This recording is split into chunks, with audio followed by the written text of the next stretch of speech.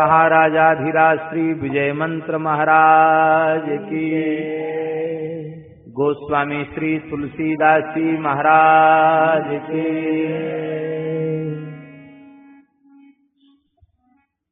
परम नाम निष्ठ श्री शंकर भगवान की, श्री राम नाम रसिया श्री हनुमान जी महाराज की, संकीर्तन सम्राट श्री प्रेम भिक्षु जी महाराज की, उनके सद्गुरुदेव अनंत श्री संपन्न श्री स्वामी काश्मीरी बाबा जी महाराज के, सद्गुरुदेव भगवान श्री रणछोड़दास जी महाराज की, सद्गुरुदेव भगवान श्री भक्तमाली जी महाराज की, श्री संकीर्तन महायज्ञ की, श्री विजय मंत्र संकीर्तन मंदिर की, सब संतन की, श्री गौ माता की जय, सब भक्तन की जय। जय श्री सीताराम,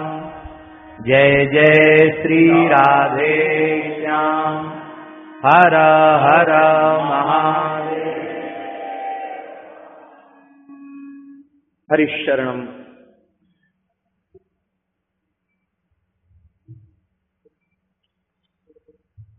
भक्तवांछा कल्पतरु, भक्तवत्सल शरणागत वत्सल, दीनबंधु दया सिंधु कृपा सिंधु, श्री रघुनाथ जी की महती कृपा करुणा से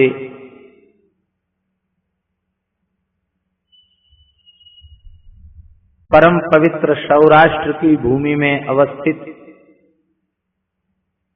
राजकोट नगर के इस दिव्य संकीर्तन मंदिर में हम सब उपस्थित हैं।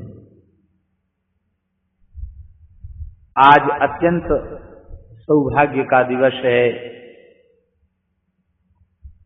श्री नाम महाराज अत्यंत आदर समारोह पूर्वक संकीर्तन के मध्य श्री नाम महाराज प्रेम कुटीर से आकर संकीर्तन मंदिर में विराजमान भये हैं। और आज महाराज जी की झांकी भी बड़ी अद्भुत है।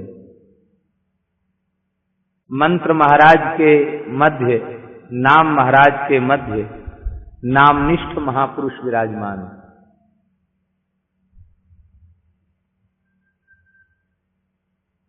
हमारे भारतवर्ष में एक बहुत उच्च कोटि के नामनिष्ठ संत हो गए हैं। ठाकुर श्री विजय कृष्ण गोस्वामी जी महाराज, जो जटिया बाबा के नाम से प्रसिद्ध थे, उच्च कोटि के महापुरुष थे। हमारे खाक चौक के मूल संस्थापक श्री पहाड़ी बाबा से भी वे बहुत निकटता से उनका संबंध था। सिद्ध कोटि के महापुरुष थे।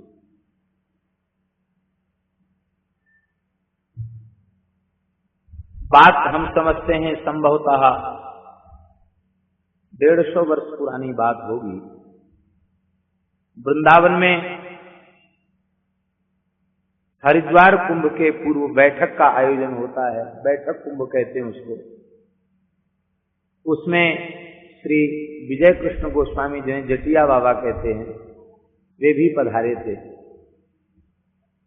वे बहुत उच्च कोटि के नामनिष्ठ संत थे। उन्होंने यह सिद्ध करके बताया, वे सारे मार्गों में गए, यहां तक कि वाम मार्ग की साधना को भी उन्होंने निकट से देखा। सांख्य योग, ध्यान, समाधि की ऊंची अवस्थाओं तक गए और योग वेदांत की ऊंची स्थिति तक गए और अंत में उन्होंने ये प्रमाणित किया कि भगवान नाम सर्वोपरि है। नाम से जो उपलब्धि होती है और अन्य साधनों से जो उपलब्धि होती है, उसमें समता संभव नहीं है। नाम से जो उपलब्धि होगी वह इन साधनों की उपलब्धि से अत्यंत श्रेष्ठ होगी। बड़े उच्च कोटि के नामनिष्ठ संत थे, नाम जापक संत थे। अहर्निश नाम उनके चलता था, अहर्निश।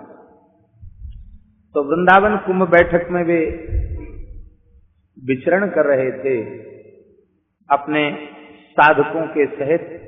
सहसा एक जगह बैठकर वे नाम जपने लगे और अत्यंत भाव विह्वल हो गए और अपने परिकर के लोगों से कहा कि यहाँ की रज हटाओ, खोदो यहाँ की रज। तो वहां की रज जब खोदी गई तो करीब कमर भर की गहराई में एक कंकाल उनको मिला, हड्डियों का कंकाल, पूरा ढांचा। वो ढांचे में हड्डियां सब अलग अलग हो गई थी। एक हड्डी उन्होंने उठा करके अपने शिष्यों से कहा कि इसको देखो, इसमें क्या लिखा है, इसमें क्या लिखा है।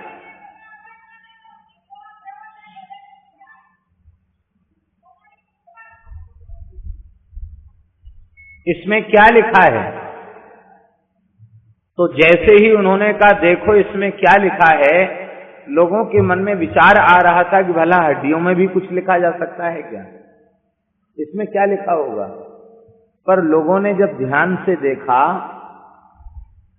तो उस हड्डी में श्री कृष्ण श्री कृष्ण श्री कृष्ण श्री कृष्ण श्री कृष्ण लिखा हुआ।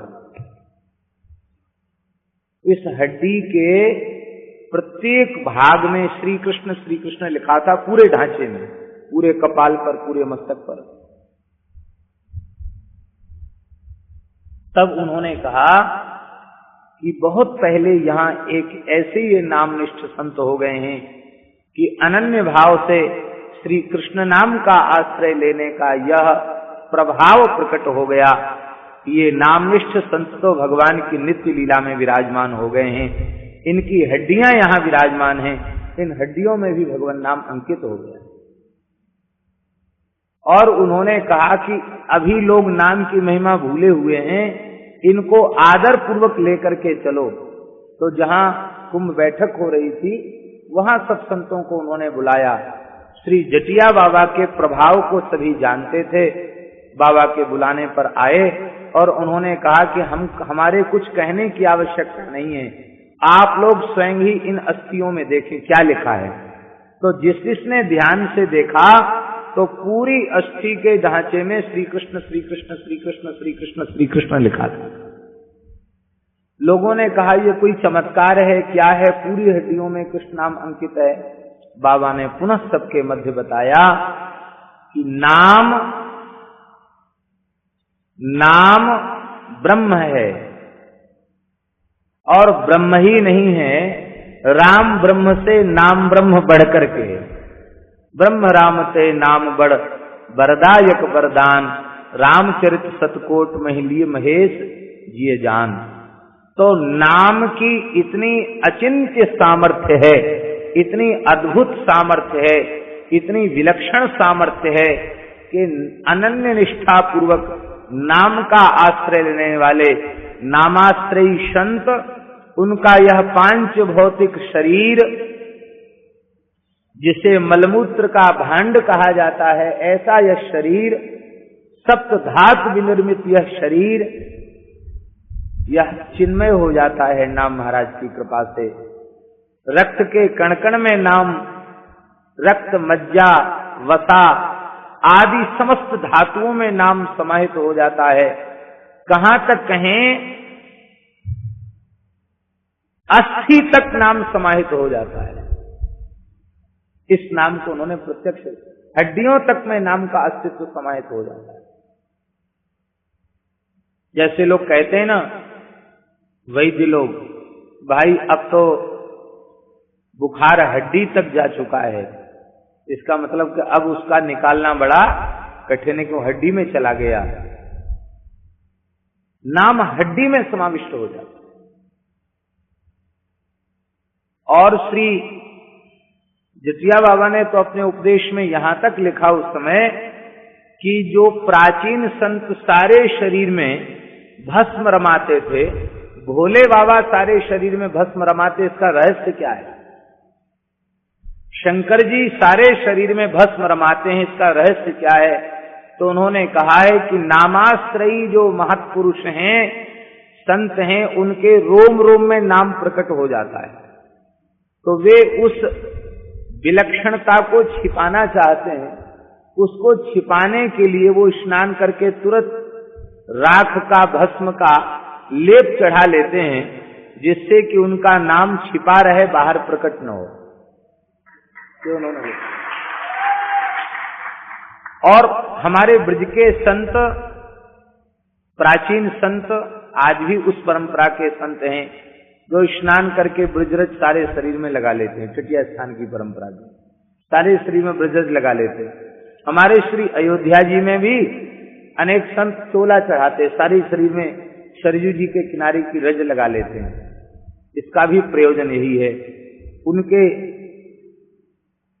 उनके रोम रोम में भगवान नाम प्रकट हो जाता है।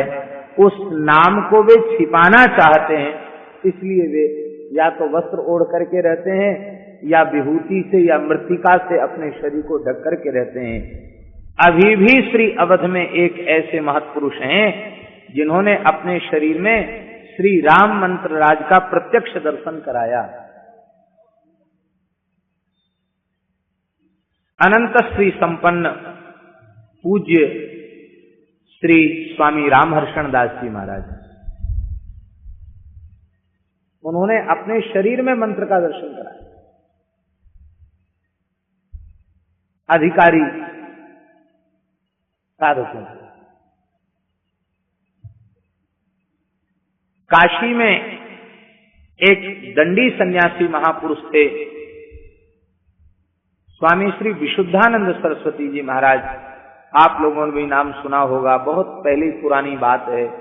बहुत उच्च कोटि के सिद्ध संत थे, बड़े विरक्त थे। एक बार किसी ने उनसे जप की महिमा पूछी, नाम जप की महिमा क्या है? तो वे निरंतर प्रणव का जप करते थे, ओमकार का जप करते थे, निरंतर प्रणव का जप करते थे। वे निरंतर प्रणव का, ओंकार का जप किया करते थे। तो वे कुछ उस जिज्ञासु से बोले तो नहीं, उन्होंने अपना कासाय वस्त्र खोल दिया, उत्तरीय खोल दिया। जैसे ही उत्तरीय खोला तो ये लिखा, गीता प्रेस में भी ये घटना लिखी हुई है, गीता प्रेस के कल्याण में, कि विशुद्धानंद जी के शरीर के का कोई भाग ऐसा नहीं था जिसमें ओंकार अंकित न हो। पूरे शरीर में ओम ओम ओम ओम अंकित था। जिज्ञासु उनके चरणों में नतमस्तक हो गया, आपने नाम पुनः तिरोहित कर ली।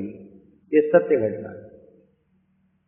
भक्तमाल में श्री नाभा गोस्वामी जी महाराज ने श्री स्वामी केशवाचार्य जी का स्मरण किया है। नंद सुवन की छाप कवित केशव को नीको, नंद सुवन की छाप कवित केशव को नीको। जिन श्री केशवाचार्य जी के द्वारा प्रकट मानसी गंगा के दक्षिण तट पर श्री हरिदेव जी महाराज विराजमान है। श्री हरिदेव जी महाराज आज भी गिरिराज जी में, श्री गोवर्धन जी में विराजमान हैं। उनके प्राकट्यकर्ता श्री केशवाचार्य जी महाराज का चरित्र है। वे अनन्य नामनिष्ठ महापुरुष थे, युगल उपासना उनकी थी। बार बार उनको ध्यान में दर्शन देकर ठाकुर जी कहते थे, हे केशवाचार्य जी, मैंने जिस स्वरूप से इंद्र के मान का मर्दन किया और गिरिराज पर्वत को अपनी कनिष्ठिका के अग्रभाग पर धारण किया, वह मेरा स्वरूप बिलछू कुंड के भीतर विराजमान है, उसे आप प्रकट करो। आपने पूछा, आप अकेले हैं? बोले, हाँ हूं तो अकेला ही विग्रह है। आप ऐसे युगल उपासक थे केशवाचार्य जी महाराज। उन्होंने कहा, तो आप वहीं पौड़े रहो। क्यों? बोले, अकेले श्री कृष्ण की जरूरत हमें नहीं है, हमें तो राधा रानी के सहित श्री कृष्ण चाहिए। ठाकुर जी ने कहा, क्यों अकेले, क्यों? स्वीकार नहीं है। तो आचार्य चरण ने कहा, बिना श्यामा तुम नहीं स्थिर, बिना श्री जी के तुम्हारे में स्थिरता नहीं आती, चंचल बने रहते हो। तो हम एक बार आपको प्राप्त भी कर लेंगे, आप स्वभाव से चंचल हैं, फिर छोड़ के चले गए तो हमको रोना धोना पड़ेगा। और श्री जी आपके वामांग में रहेंगी तो आप कहीं भाग नहीं सकते। श्री राधा रानी के नीलांबर से आपकी पीतांबर की गांठ बंधी रहेगी तो आप कहीं जा नहीं पाएंगे। उस प्रेम की ग्रंथि को छोड़कर आप कहीं जा नहीं पाएंगे। तब श्री ठाकुर जी ने एक रहस्य उजागर किया, कहा हे केशवाचार्य जी महाराज, जब हमने गिरिराज गोवर्धन पर्वत धारण किया उस समय वात्सल्य रस की उपासना के मूर्तिमंत स्वरूप आचार्य श्री नंद बाबा और यशोदा मैया अत्यंत व्याकुल हो गए। मेरो छोटो सो लाला 7 वर्ष की या की उम्र और इतने बड़ो गिरिराज याने धारण कर राख्यो है, कहूं लाला की कलाई न मुरक जाए, कहीं लालाए कछु कष्ट न है जाए। वह समय श्री नंदराय जी ने अपने कुल पुरोहित श्री शांडिल्य जी के चरणन में प्रणाम कियो। बोले हे पुरोहित जी, ऐसो कोई आशीर्वाद दे दो, अनुष्ठान कराए दो, मंत्र जप करवाए दो ब्राह्मणन सो, जो हमारे बालकृष्ण में बल की कमी नहीं पड़े। शांडिल्य जी तो अवसर की प्रतीक्षा में थे। उन्होंने कहा एक ही उपाय है, वो उपाय ये है कि वृषभानुनंदनी श्री राधा रानी वे दिव्य सिंहासन पर विराजमान हो जाएं, आपके लाला के सन्मुख एक दिव्य रत्न सिंहासन पर विराजमान हो जाएं अष्ट सहचरियों के सहित, और आपको लाला श्री जी का दर्शन करता रहे, राधा रानी का दर्शन करता रहे, इसमें बल की कमी नहीं पड़ेगी। क्योंकि बल शक्ति तो श्री जी हैं और शक्तिमान श्री ठाकुर जी हैं, तो शक्ति सामने रहेगी तो कैसे शक्ति की कमी पड़ेगी। इसलिए श्री जी को सामने विराजमान करो। श्री जी की महिमा का बोध कराया है और श्री नंद बाबा ने राधा रानी को सिंहासन पर विराजमान किया है, विधिवत उनका पूजन हुआ है। श्री जी का 7 दिन 7 रात्रि तक ठाकुर जी ने दर्शन किया और ठाकुर जी का दर्शन श्री जी ने किया। तो ठाकुर जी केशवाचार्य जी को बता रहे हैं कि 7 दिन 7 रात्रि तक निरंतर राधा रानी का दर्शन करते करते मैंने अपने रोम रोम में श्री राधा स्वरूप को, राधा तत्व को समाहित कर लिया है। इसलिए यह मेरा हृदय स्वरूप श्री राधा भाव भावित स्वरूप है, श्री राधामय स्वरूप है।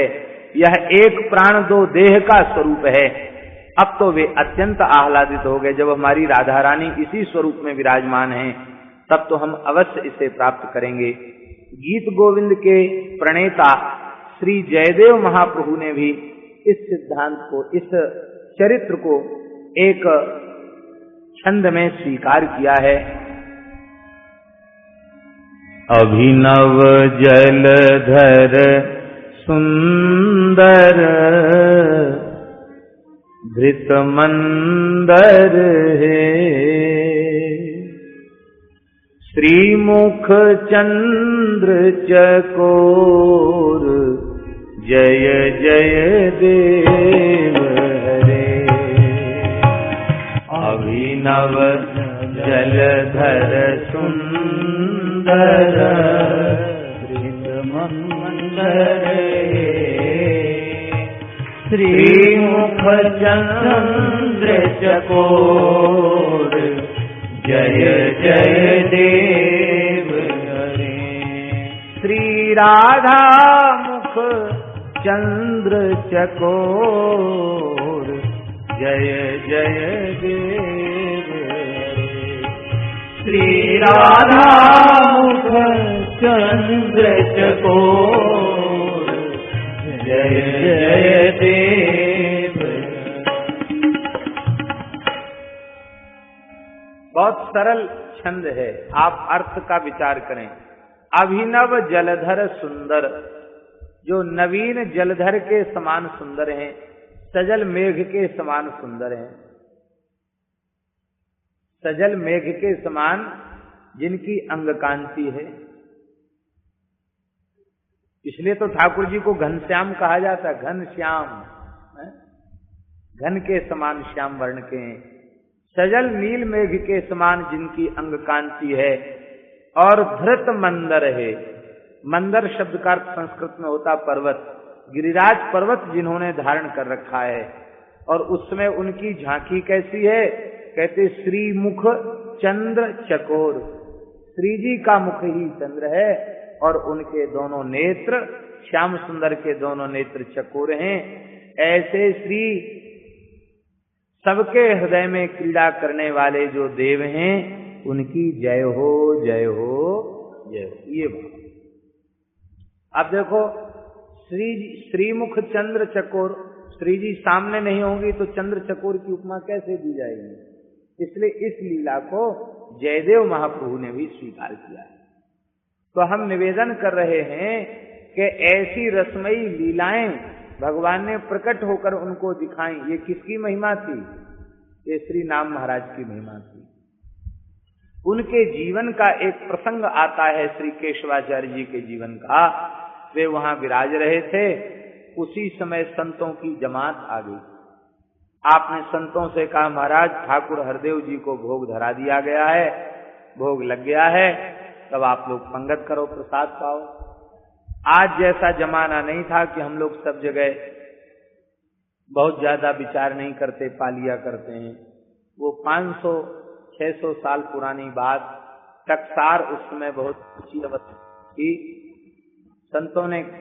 संत बैठ तो गए पंगत करने के लिए, पर बैठने के बाद उन्होंने कहा कि पहले बताओ आपके 5 संस्कार हैं कि नहीं? हमारे यहाँ वैष्णव 5 संस्कार होते हैं। तापम पुंड्रस तथा नामो मंत्रो माला च पंचमा अमीहि 5 संस्कारा परमई कांत हेतवा। 5 संस्कार होते हैं।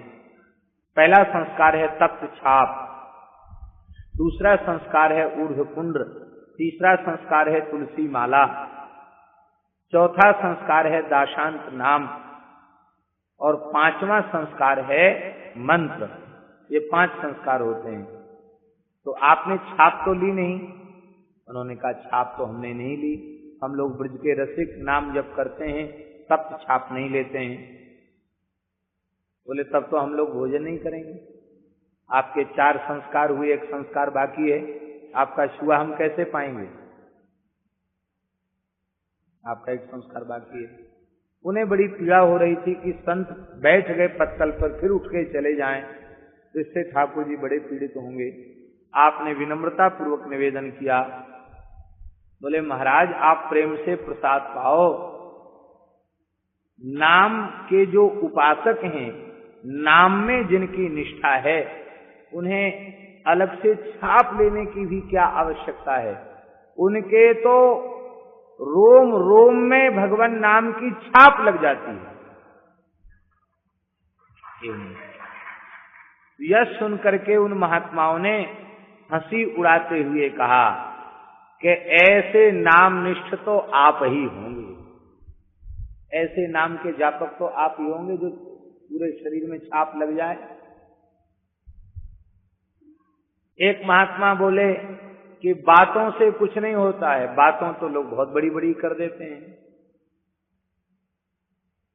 प्रत्यक्ष अनुभव कराओ। आप कहते कि छाप तो लग जाती है, तो ऐसा कुछ दिखाइए कि छाप लगती है कि नहीं लगती है। आपने अत्यंत विनम्रता पूर्वक कहा, जैसी आज्ञा संत भगवान। अपने वस्त्र को स्वामी केशवाचार्य जी ने जैसे ही उतारा, उनके सारे शरीर पर वृषभानु सुताश्री नंद सुवन, वृषभानु सुताश्री नंद सुवन, वृषभानु सुताश्री नंद, यही जप करते थे वो, वृषभानु सुताश्री नंद सुवन, वृषभानु सुताश्री नंद सुवन। उनके सारे शरीर पर, पैर से लेके मस्तक तक सारे शरीर पर वृषभानु सुताश्री नंद सुवन, वृषभानु सुताश्री नंद सुवन। इसलिए नाभाजी ने कहा नंद सुवन की छाप कवित केशव को नीको, नंद सुवन की छाप कवित केशव को नीको। अब तो वे जितने महात्मा थे वे साष्टांग दंडवत करने लगे। बोले महाराज वस्तुतः सच्ची छाप तो आपकी है। इन चरित्रों का स्मरण करके हमारे मन में यही भाव जग रहा है कि जिनके रोम रोम में विजय मंत्र की छाप, ऐसे परम नामनिष्ठ श्री प्रेम भिक्षु जी महाराज विराजमान हैं। इसलिए उनके श्री अंग में आपाद मस्तक पर्यंत जैसे हनुमान जी के रूप में राम नाम है, ऐसे ही श्री प्रेम भिक्षु जी महाराज के श्री अंग में विजय मंत्र विराजमान है। यदि हम ये कहें कि प्रेम भिक्षु जी महाराज स्वयं विजय मंत्र का स्वरूप हो चुके हैं, तो भी अतिशयोक्ति नहीं होगी। आज मंत्र के बीच में मंत्र के स्वरूप, मंत्र के जापक, मंत्र के उपासक विराजमान हैं। बातेलिया जी कह रहे थे कि पता नहीं ठाकुर जी को क्या मंजूर था। विचार यही था कि प्रेम कुटीर से और खूब नृत्य गान करते हुए नाम महाराज मस्तक पर विराजमान करके आवे, पर थोड़ी दूर ही उनको मस्तक पर लेने का सौभाग्य मिला। अपने मन में ऐसा भाव न लावें।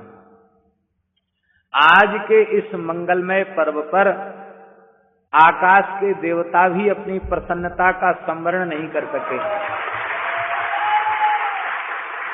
आकाश के देवता भी अपनी प्रसन्नता को रोक नहीं सके। और महाराज यात्रा तो समय उसका पहले निश्चित था, पर जब तक अपने हम लोग आए हैं तब तक पानी कुछ नहीं, पानी था जब हम लोग आए हैं तब कोई पानी नहीं था। और जैसे ही ये उत्सव का समय आया कि झड़ी लग गई है। राजकोट के जो मार्ग हैं वो तालाब जैसे लग रहे थे कि भर गया, तालाब भर गया है, ऐसा दर्शन हो रहा था।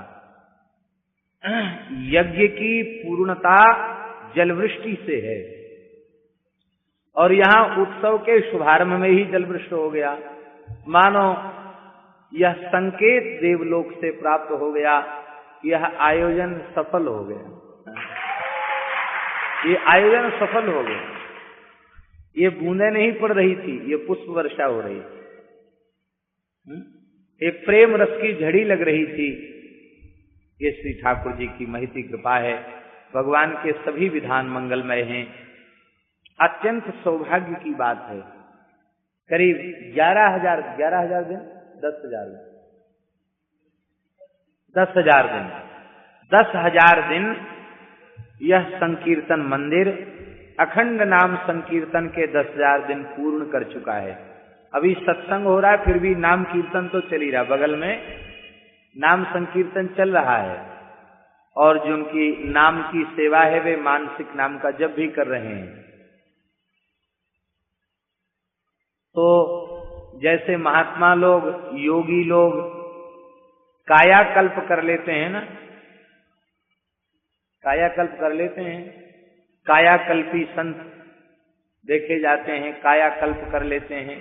आयुर्वेद में भी विधान है कायाकल्प के, योग में भी विधान है कायाकल्प के। तो इस मंत्र मंदिर, संकीर्तन मंदिर का भी 10,000 दिन के बाद कायाकल्प हुआ है। हमारे यहाँ जब कायाकल्प होता है ना, तो आयुर्वेद के ग्रंथों में लिखा है कि 100 वर्ष का व्यक्ति 25 वर्ष की अवस्था में आ जाता है। अभी देखा तो नहीं गया, पर सुना है हमने कि 100 वर्ष का आदमी कल्प करे तो कल्प के बाद जब उसका दर्शन किया जाएगा, फोटो लिया जाएगा, तो वो 25 वर्ष की आयु का प्रतीत होगा, ऐसा लिखा हुआ। हमने दुग्ध कल्प किया पथमेड़ा में, गोधाम में, तो वहां वैद्य जी बता रहे थे कि आंवले का इस प्रकार का एक कल्प है, जिस कल्प को करने वाले व्यक्ति, उसकी एक विधि है, वो गायों के बीच में ही संभव होगा। तो लिखा है तो उस कल्प को करे तो थोड़े दिन में युवा व्यक्ति के भी सब दांत गिर जाएंगे, सब मुंह पोपला हो जाएगा, सब दांत गिर जाएंगे, सारे शरीर की चमड़ी उतर जाएगी, नख सारे गल के उतर जाएंगे। फिर धीरे धीरे धीरे धीरे सफेद बाल सफेद नहीं रहेंगे, सब काले निकल के आएंगे, नए नए बाल, नई दृष्टि की ज्योति और नए दांत आ जाएंगे, एकदम सब नई बत्ती सी आ जाएगी। उस व्यक्ति को कोई पहचान नहीं सकेगा कि वही व्यक्ति था। लोग कहेंगे कि वो तो गायब हो गया, कोई दूसरा ही आदमी आ गया इसके सामने। हमने उनको कहा कि ये कल्प लोग करते क्यों नहीं जब आयुर्वेद में लिखा है? बोले लोग डरते हैं कहीं दांत फिर नहीं आए, वो चमड़ी फिर नहीं आई, तब क्या होगा? कल्प बिगड़ गया और फिर से दांत चमड़ी नहीं आई तो ठीक नहीं होगा। इस डर के मारे लोग नहीं करते, पर कल्प की विधि है और कल्प का प्रभाव है। तो आज इस संकीर्तन मंदिर ने भी कल्प कर लिया है? ये दवाई वाला कल्प नहीं है और किसी वस्तु पदार्थ वाला कल्प नहीं है, ये नाम संकीर्तन से इसकी काया कल्प हुई है, ये नाम कल्प हुआ है। बहुत सुंदर दिव्य स्वरूप में यहाँ विराजमान हो ठाकुर जी, तो यहाँ पहले भी विराजमान थे और अब इसका पूरे भवन का नवीनीकरण हो गया है। ऐसा समझें कि अब यह संकीर्तन मंदिर अपनी किशोर अवस्था में आ गया है? और ये अति सुदीर्घ काल तक इसी प्रकार से अपने दिव्य भव्य स्वरूप में विराजमान रहे, ऐसी श्री ठाकुर जी के चरणों में प्रार्थना। आज नाम संकीर्तन भारतवर्ष के अनेक क्षेत्रों में चल रहे हैं, पर उसमें बड़ी कठिनाई है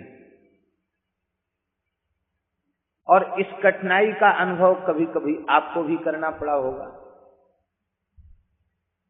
अन्य साधनों में जीवों की प्रवृत्ति हो जाती है, पर जो जीव के कल्याण का सर्वोपरि सर्वश्रेष्ठ अत्यंत सहज सरल सुलभ साधन है, उस साधन में दुर्भाग्य के कारण जीवों की प्रवृत्ति नहीं देखी जाती।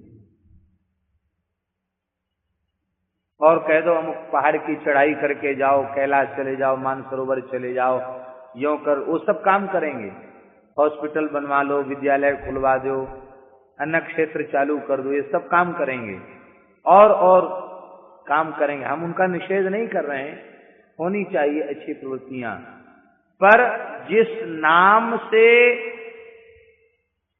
जीव के कल्याण का संबंध है, उस नाम जप में जीवों की प्रवृत्ति नहीं देखी जाती है।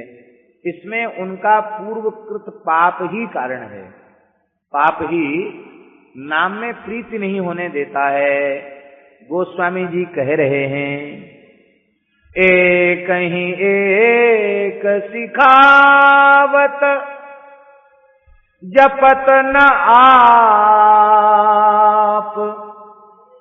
तुलसी नाम प्रेम कर बाधक पाप। एक ही एक सिखावत, हम आपको सिखा रहे हैं और आप यहां से जाएंगे तो दूसरों को सिखाएंगे, पर एक ही एक सिखावत जपत न आप, तुलसी नाम प्रेम कर बाधक पाप। स्वयं जप नहीं करते क्यों? बोले तुलसी नाम प्रेम कर बाधक पाप। नाम प्रेम उत्पन्न होने में पाप ही बाधा उत्पन्न करता है। नाम के प्रति प्रेम, नाम के प्रति श्रद्धा, नाम जप के प्रति श्रद्धा इसीलिए उत्पन्न नहीं होती, हमारे पाप अधिक हैं। तो फिर क्या करें? पाप ज्यादा हैं तो क्या करें? और कोई साधन करें पाप नाश के लिए। पाप का फल नरक है और पापों का सबसे श्रेष्ठ प्रायश्चित क्या है? यह बात परीक्षित जी महाराज ने शुकदेव जी से पूछी है। महाराज, धरती पर जन्म लेने के बाद पापों से बचना बड़ा कठिन है। आपने भयंकर नरक का वर्णन करके सुनाया, तो आप कृपा करके यह बताइए पापों का सबसे श्रेष्ठ प्रायश्चित क्या है? तो शुकदेव जी महाराज ने 3 प्रकार बताए पापों के प्रायश्चित। 3 प्रकार हैं। कौन कौन? बोले पहला उपाय है कर्मणा कर्म निर्हारो नहियात्यंत के इष्यते। अविद्वद अधिकारित्वात् प्रायश्चित्तम विमर्शनम। सुखदेव जी ने पहला उपाय बताया पापों के नाश का। पहला उपाय क्या है? बोले कर्म के द्वारा कर्म की राशि का क्षय हो जाए ये संभव नहीं है। इसी को गोस्वामी जी अपने शब्दों में कहते हैं, छूटे मल की मलही के धोए, घृत की पाव किमी बारी बिलोए। तो कर्मणा कर्म निर्हारो नहीं अत्यंत किष्यते। क्यों? बोले कर्म का अधिकारी अज्ञानी व्यक्ति है, और जब तक अज्ञान रहेगा तब तक मैं करता हूं यह अहंकार उसके भीतर रहेगा। जब तक अज्ञान रहेगा तब तक कर्तापने का अहंकार उसके भीतर रहेगा, और जब तक कर्तापने का अहंकार उसके भीतर रहेगा तब तक तो उसको भोगना पड़ेगा। जो करेगा सोई तो भोगेगा, जो नहीं करेगा वो नहीं भोगेगा। तो कर्तापने का अहंकार उसके भीतर बना रहता है अज्ञानी जीव के भीतर। इसी को श्रीमद् भगवत गीता में भगवान ने अपने शब्दों में कहा, अहंकार विमूढ़ात्मा कर्ताहमिति मन्यते। अहंकार विमूढ़ात्मा कर्ताहमिति मन्यते। अहंकर्ता इति मन्यते। अहंकार से जिनकी मति अत्यंत मूढ़ हो चुकी है, ऐसे मंदमती जीव अपने को कर्ता मान लेते हैं। तब क्या करें? बोले फिर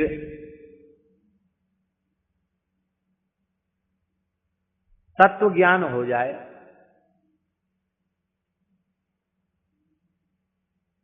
स्वरूप में स्थिति हो जाए, आत्मज्ञान हो जाए, ब्रह्म ज्ञान हो जाए। तो ज्ञान जब उत्पन्न होगा तो कर्तापने का अहंकार समाप्त हो जाएगा।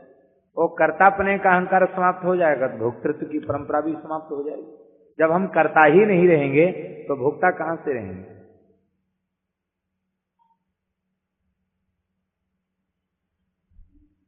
वस्तुतः आत्मा अकर्ता है, पर उसमें कर्तापने का आरोप हम कर देते हैं, इसलिए वो उसको घूमना पड़ता है।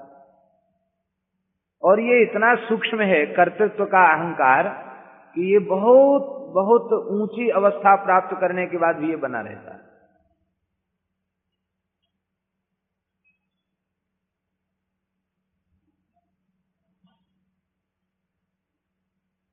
कर्ता कौन है? फिर कोई ना कोई तो कर्ता होगा कि नहीं? कर्ता कौन है? हमारे व्याकरण के सिद्धांत में तो कर्ता की परिभाषा ये स्वतंत्र कर्ता। कर्ता की परिभाषा क्या है? क्या परिभाषा है? पाणिनि जी का सूत्र है स्वतंत्र कर्ता। यद्यपि वो व्याकरण में कर्ता संज्ञा विधायक ये सूत्र है, बाकी इसका भाव इस अध्यात्म में हम इसके भाव को घटावें तो कर्ता केवल भगवान सिद्ध होंगे, दूसरा कोई कर्ता सिद्ध होगा ही नहीं, क्योंकि स्वतंत्र सत्ता केवल भगवान की। स्वतंत्र कर्ता, जीव स्वतंत्र नहीं है, और तो परतंत्र है।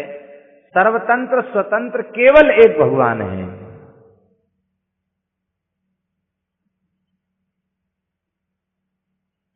केवल एक। इसलिए कर्तृत्व भगवान में ही सिद्ध होता है, भगवान ही करता है। जेहि सृष्टि उपाई त्रिविध बनाई, संग सहाय न दूजा। कौन है करता? बोले जेहि सृष्टि उपाई त्रिविध बनाई, संग सहाय न दूजा। तो करिय अघारी चिंत हमारी, जानिय भगति न पूजा। बोले कर्ता भगवान है तो कारयिता कौन है? कारयिता माने कराने वाला, करने वाले भी भगवान। और कराने वाला कौन है? बोले कराने वाले भी भगवान। कारयिता भी भगवान है, कर्ता भी भगवान और कारयिता भी भगवान। इसी सिद्धांत को श्री हनुमान जी महाराज ने लंकेश के आगे, दशग्रीव रावण के आगे वाल्मीकि रामायण में सुंदर कांड में हनुमान जी ने कहा, रे रावण, तू बार बार अपनी मूछ पर ताव देकर अपने बल की डींग हाँक रहा है, मैंने ये किया, मैंने ये किया, मैंने ये किया। अरे मूर्ख, श्री रघुनाथ जी ही करता है और श्री रघुनाथ जी ही कारयिता हैं। तूने ये सब किया किसकी शक्ति से किया? किसकी शक्ति से किया? भगवान की शक्ति को प्राप्त करके तूने ये सब किया है। तो अब कौन हुआ? करने वाले भी वही और कराने वाले भी, क्योंकि करने की शक्ति देने वाले भी वही हैं। आंख नाक कान कुछ नहीं कर सकते, कुछ देख सूंघ नहीं सकते, कोई क्रिया नहीं कर सकते। यदि आंख में भगवान की देखने की शक्ति न हो, कान में भगवान के द्वारा दी गई सुनने की शक्ति न हो, तो ये आंख नाक कान आदि इंद्रियां कुछ करने में भी समर्थ नहीं है। भगवान करता है और भगवान कारयिता है। सुखदेव जी की जैसी अवस्था प्राप्त हो जाए, भगवान में स्थिति हो जाए, यही है तत्व ज्ञान का स्वरूप, तो पाप नहीं रहेगा। बोले महाराज, तत्व ज्ञान बातों से तो होता नहीं है। नायमात्मा प्रवचन लभ्या न मेधया न बहुना श्रुतेन यमैवे शृणुते तेन लभ्या। तो कैसे आप कहते हैं कि तत्व ज्ञान हो जाएगा? तत्व ज्ञान तो संभव नहीं है, तो प्रवचन से तो होगा नहीं, वो तो भगवान कृपा करें तो हो जाए। तब दूसरा साधन बताया, तपसा ब्रह्मचर्येण शमेन च दमेन च देह। तपसा ब्रह्मचर्येण शमेन च दमेन च त्यागेन सत्य शौचाभ्याम यमेन नियमेन च देहवाग बुद्धिजम धीराः धर्मज्ञा श्रद्धयान्विता हरन्त्यघम महदपि वेणुगुल्म मिवानलः।